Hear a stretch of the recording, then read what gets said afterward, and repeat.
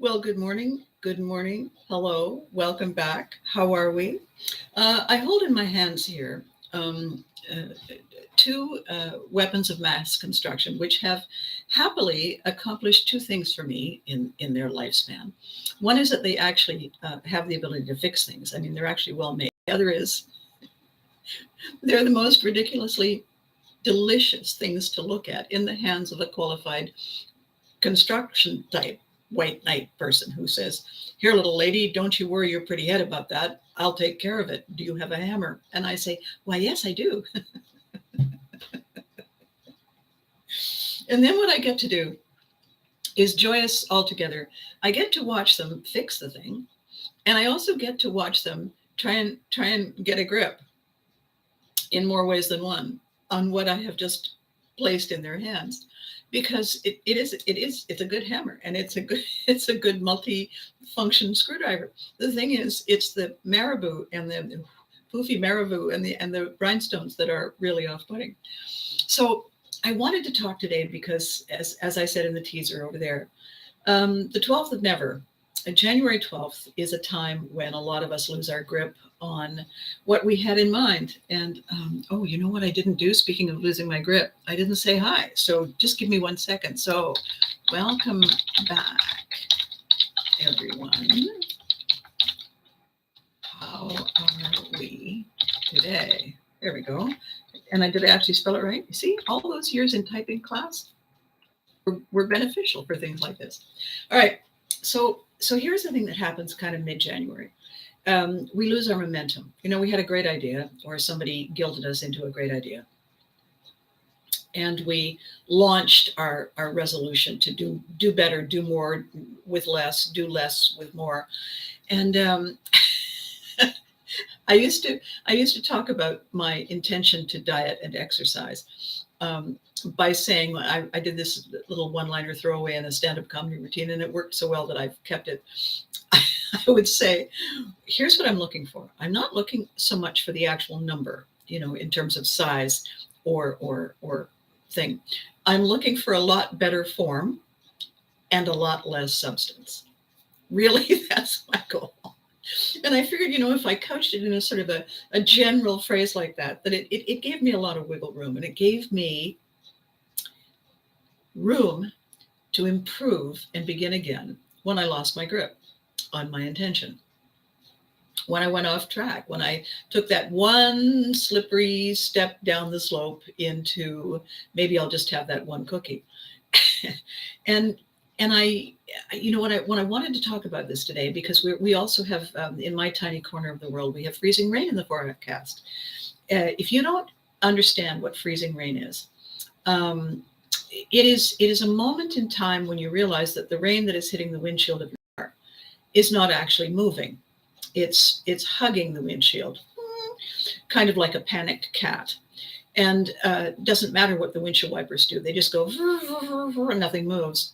Well, freezing rain, ew, yes, exactly, Liz.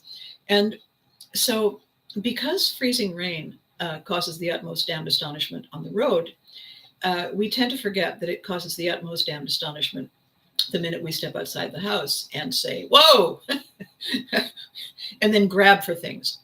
And this is where the conversation about balance is important, because we come to expect that we will flow seamlessly, effortlessly through the plan that we've put in place. And we forget that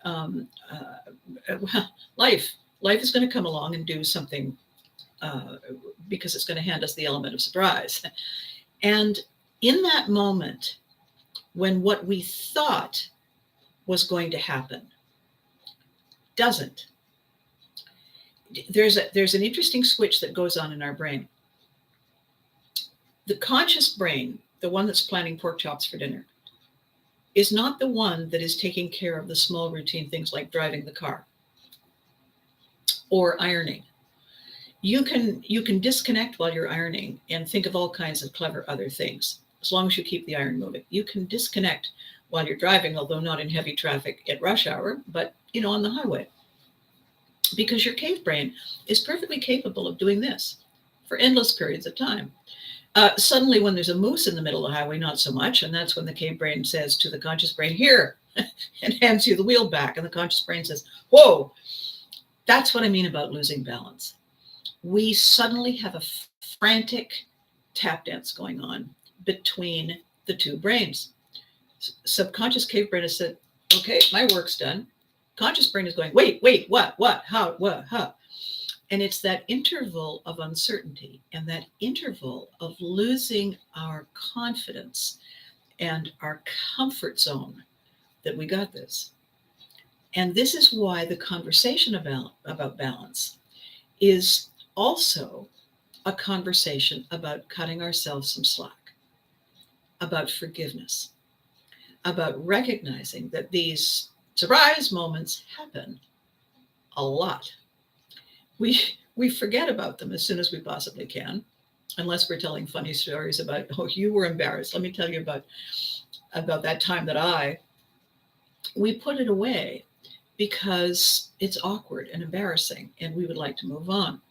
What I want to do in this conversation today, because it is the 12th of Never, and it is a turning point opportunity for us to say, okay, I fell off the diet. Okay, I fell off the regime of doing exercises. Okay, I fell off the intention, the plan, the schedule, the list of how many things I was going to clean and sort and file today. Okay, fair enough. What I want to do is I want to shift your perspective on what that says about you, because we all get caught up in these stalling tactics where we beat ourselves up, and it's delicious for two reasons. One is, oh my God, how could you? And what were you thinking? And nobody will ever respect you and da da da. Yeah. But what's really going on is your cave brain is making you stay stuck. It's not letting you change. It's keeping you exactly where you were by distracting you, by filling you with fear and loathing in Las Vegas and other places. What we get to do in order to override that sneaky strategy that the cave brain is employing is we get to rethink and reimagine what the value of losing our balance really is. And I'm going to tell you. Now, if you saw this video come up and you saw the thumbnail image that I put with it, it's that wonderful picture of me in the kitchen on You Can't Live on Television with Alistair Gillis, and he's speaking into a mop, but a dish mop, that I had won something, and I'm screaming like the typical housewife who has won something and can't believe her luck. Okay, over the top, crazy mad. We both burst out laughing in the middle of it because we took it way, way over the top. And so the fabulous thing is not only did we have to keep doing it and have a lot of fun, but one take on it became a blooper. And it was included in our blooper reel. And here's the thing about losing your balance, about losing your grip, about planning and failing briefly. And that is, it's not something that you should point to and say, I will never amount to anything, I'm a failure. No. It's part of the blooper reel. It's part of the set of stories you get to tell, that you get to share with other people who have similarly lost their way when they came to 12th of Never Day. So my favorite moments are blooper reels, not merely for the laughter, not merely for the, oh dear God, what in heaven was it with, what was I doing? What was I thinking? Not merely for that. But when I recount the moment, when I can show the video, you know what happens? Everyone laughs. Everyone forgives. Everyone enjoys the moment. Some of them, I know, are saying, oh God, better her than me. And that's okay, really. Because what's happening is we are all connecting deep at the core of our human frailties. we are all saying, oh, you too? Oh my God. I love that sketch. I love that blooper. I love the way the kids looked so amazed. I love the way you can hear the crew laughing. I love the way you were astonished for a second and then burst out laughing. Why? Because it's forgiveness. Because everyone else gets to say, wow, and she's famous. So I guess it's not so bad when I do it. And that's the whole idea, right? It's not so bad when we mess up. There is always a way to fix it. There is always a way to take a step back and say,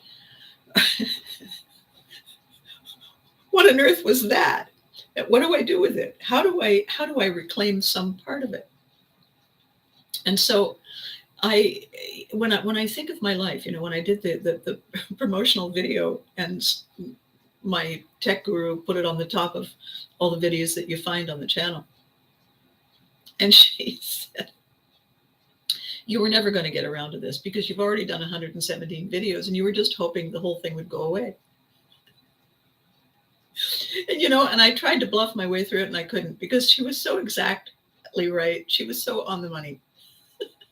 I couldn't do it. And so then I stepped up, because all it is a glitch. It's a sudden moment.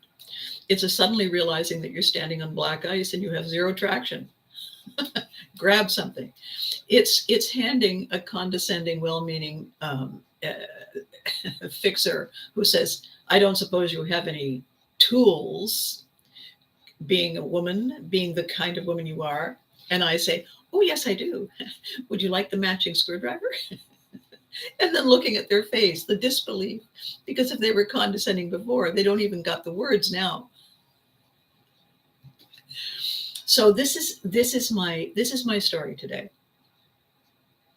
I have dropped diets. I have quit on weight loss programs, on workout programs. I have found months later, the well-intentioned list of housekeeping chores I was going to do every day that I, lost track of and got tired and got bored and got distracted and came up with a really good excuse not to.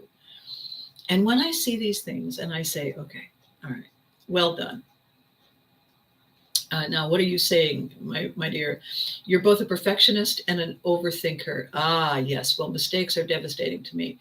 And unexpected deviations from the plan throw me for a loop every time. I have a very hard time righting the ship. And here's the thing. And I'm so glad you wrote that. I love these comments because they take these conversations in a whole new direction. It's like tacking into the wind. We're still going to get where we want to go. So here's the thing. Overthinking is a stalling tactic. Aiming for perfection is a stalling tactic. Beating ourselves up is a stalling tactic. It's not something that we consciously are aware that we're doing, or at least the purpose is not consciously clear. It is achieved by our subconscious brain, our primitive brain, that just wants things to stay the same. So when you're trying to improve on something and you didn't warn your good old cave brain that you were going to really lean in, it panics. It really panics. And the reason it panics is not because it doesn't want perfection. It's because it's a very primitive brain. And all it knows is, from way back in the day, when we really did live in caves, is that change is bad because we don't know how to manage change.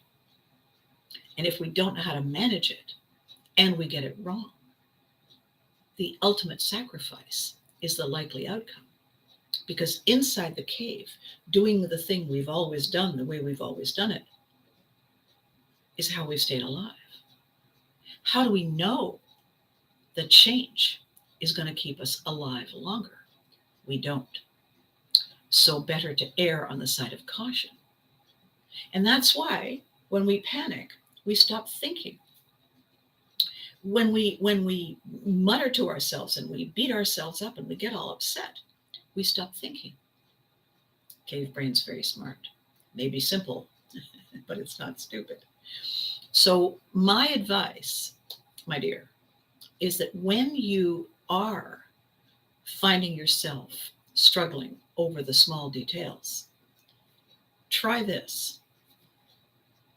I'm going to work with it as it is now and watch and see. The proof is in the doing, right?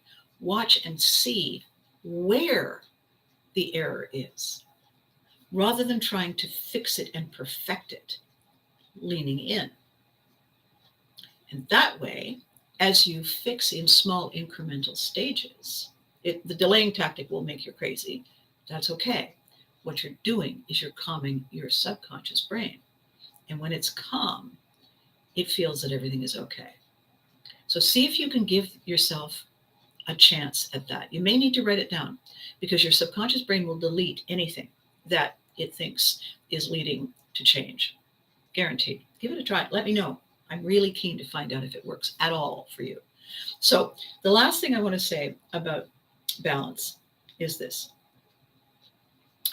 If you can keep one eye on the point of the exercise, on the end game, as I said in the teaser over there, I never talk about diets as dieting. I tell myself, you're welcome. I tell myself that what I'm looking for is a lot better form and a lot less substance.